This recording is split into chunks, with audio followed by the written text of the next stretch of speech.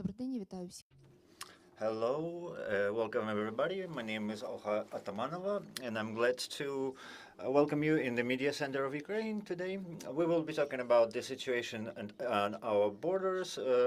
We have Andrii Demchenko, the spokesperson of the State Border Guard Service of Ukraine, here. Hello. I would like to start with the parts that are important for us and the portions of the border that are sustaining battle damage. Well, that's obviously a border with Russia, very complicated situation there. Also, the most intensive are the parts in the parts of the border with the Sumy Oblast and the Kharkiv Oblast. That's where the enemy is conducting more activities than in any other portions of the border. What we see during this recent period, if we talk about the Sumy Oblast, the most active direction there is around the Basivka and Zhuravka villages. The enemy started using the tactic of small tactical groups, and they are trying to expand the territory where they will be conducting the combat actions, and also to penetrate as far as possible into the territory of Ukraine, and later await for the support from their main forces. Unfortunately, apart from these two directions, there is also other villages that the enemy is trying to expand its presence around. However, the decisive actions of our defenders does not let the enemy to achieve their goals, their immediate goals, which is to expand the territory that they are controlling within the territory of our country. The direction of Kharkiv Oblast, if we are talking about the border troops of Ukraine, they are also holding their portions of the border, especially around the Vovchansk village, and Ukrainian defenders are holding those positions firmly. In the other parts of Kharkiv Oblast, there is intensive combat engagements, and before the enemy starts actually attacking or conducting offense, they do the artillery preparations, artillery shelling, and along the front line, the most active portions where the enemy shows the most of activity is the Liman direction. Almost every day the enemy continues its offensive actions in order to dislocate our defenders from their positions. But I can definitely say that despite the difficult situation, our defenders are holding the positions firmly. We have heard that around the Kharkiv directions that there were information that the enemy is accumulating forces in the directions. What can you say about that? Well, the enemy. What concerns in terms of Kharkiv and Sumy Oblast, the enemy has been holding very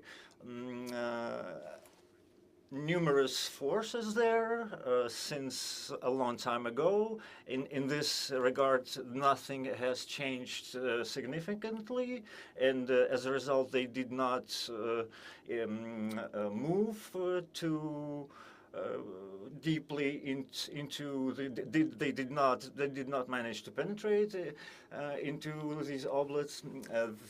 The explanation could be that they are keeping or accumulating reserve forces for some other operations. However, as of now, we can say that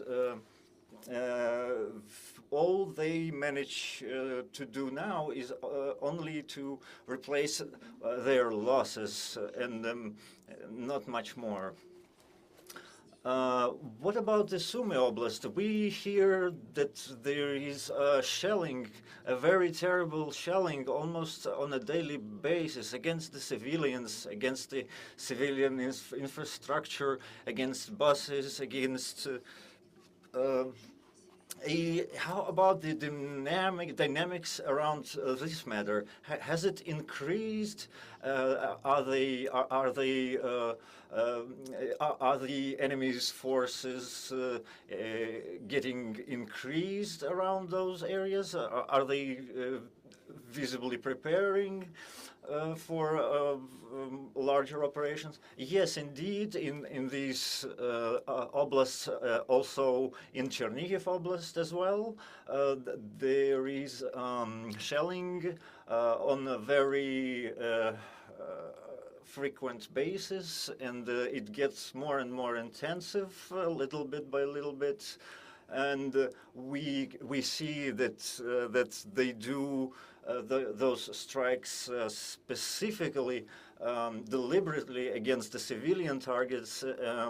If we're talking about the dynamics of the situation, especially in starting the beginning of this year, I would say that the intensity of the offensive actions in general did not change much. However, the use of the drones has indeed increased many times fold, and as of right now, the firepower of the enemy drones is much higher than their artillery firepower. Plus, let's not forget about those gliding bombs that they are launching from their territory. What is the situation with the diversion, sabotage operations? This happens also mostly within the territory of the Sumy Oblast. Like, for example, yesterday we have revealed, uncovered the sabotage diversion group of the enemy. We register representatives of their reconnaissance groups around southern parts of Sumy Oblast and Kharkiv Oblast. So what we see is probably the attempt of the enemy to use different forms of offensive actions, like use of smaller tactical groups, the use of mines or ambushes. However, their main goal might be probably the reconnaissance of the positions of our troops in order to more precisely attack them with long-range weapons.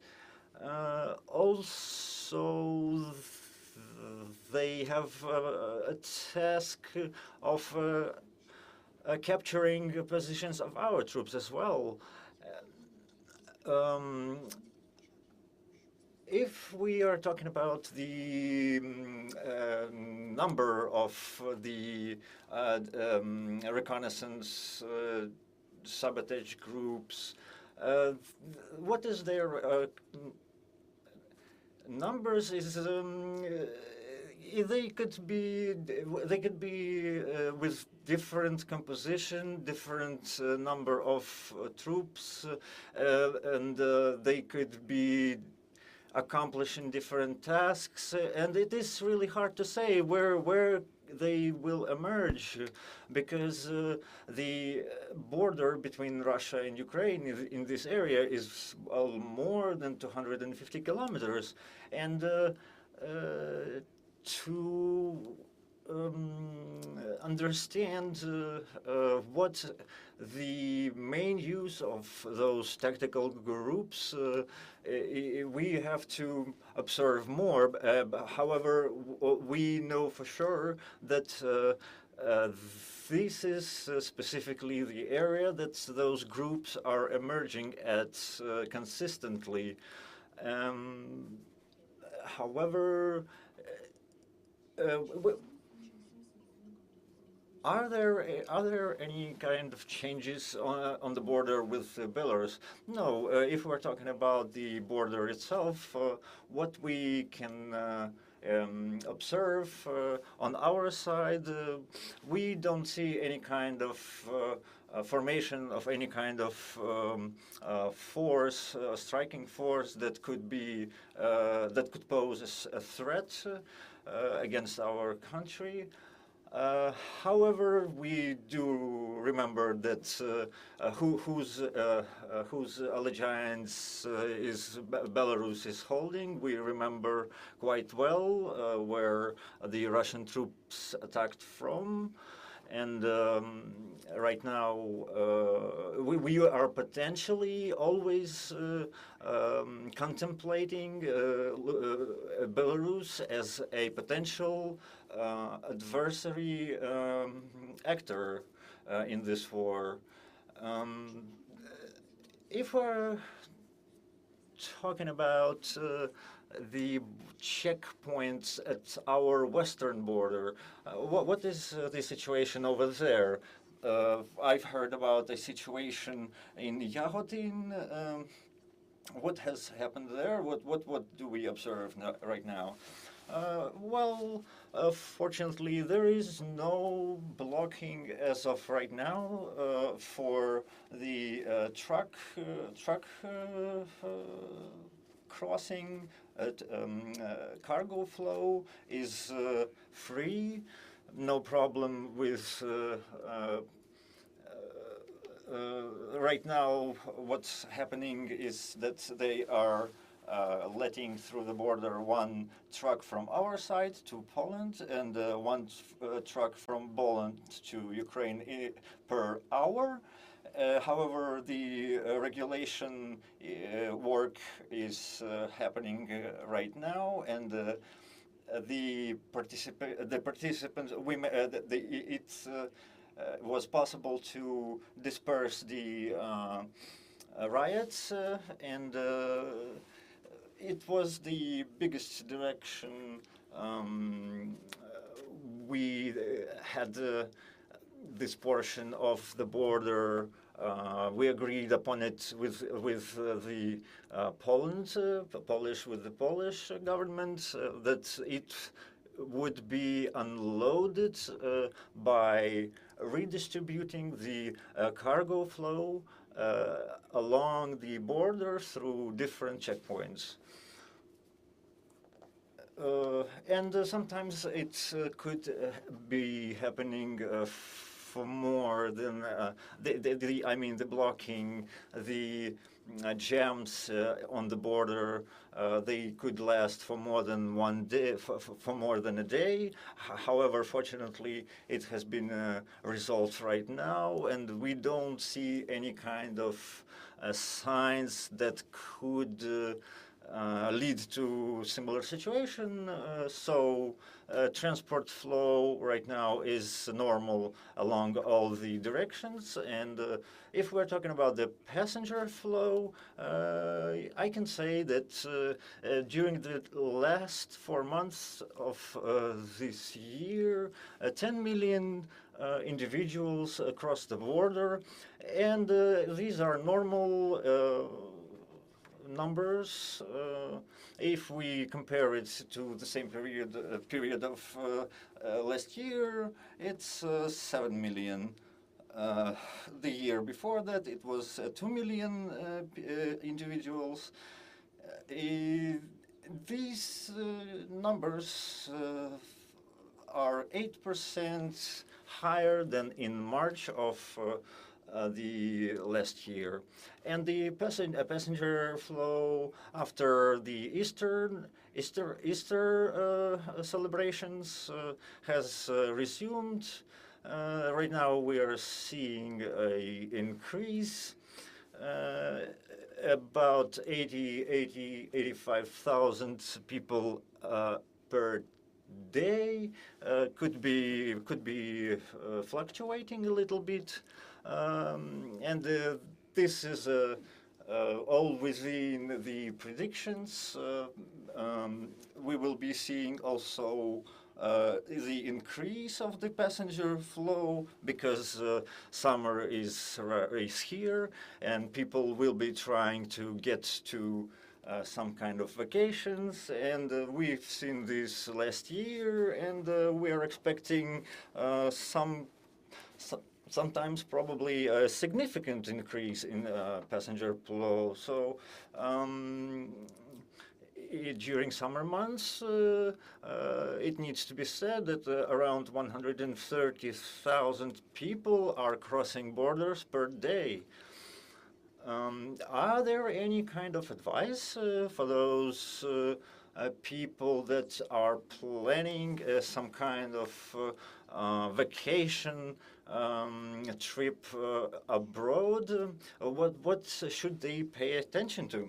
Well, during the increase of the passenger flow, there will be queues at the checkpoints on the border, and there will be. I would like to mention that in terms of buses, our service is trying to organize something of a slot planning, scheduling in order to decrease those queues. I hope this kind of mechanism will help facilitate the passenger flow. In terms of the current passenger cargo flow and transport flow at the borders, every 3 hours, our border service, our border guard service is publishing data, information about the situation on the checkpoints all along the border, so people can consult about it and plan accordingly. Also, the attention should be paid to possible movements of transport from other countries into Ukraine, because it also affects the passenger flow in general. Don't forget about the documents, all necessary paperwork in terms of permissions. Children are supposed to have special confirmation about if they are being cared. I would like to talk about the attempts of illegal crossing of borders. We've seen that not so long ago there were numbers published by the National Security Council that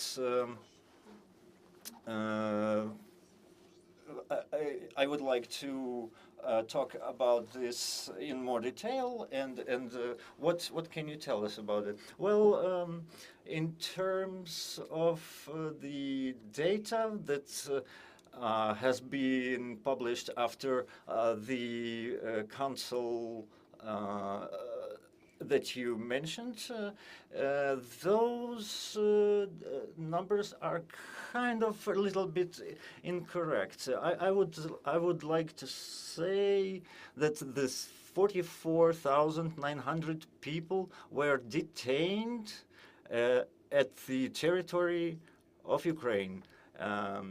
26,000 were detained at the green area between the at the border checkpoint.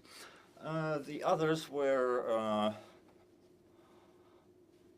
detained because violations of necessary paperwork.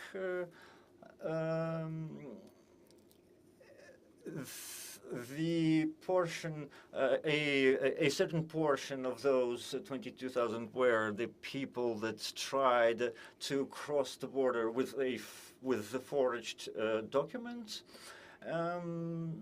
and as a result, directly for violating our Ukrainian legislation, it was less than 20,000. So this, what was the period? It was 4 months. Are there any kind of questions? No questions. Thank you for having you with us today. It was Andrii Demchenko from the Border Guard Service. Everybody, glory to Ukraine, glory to heroes.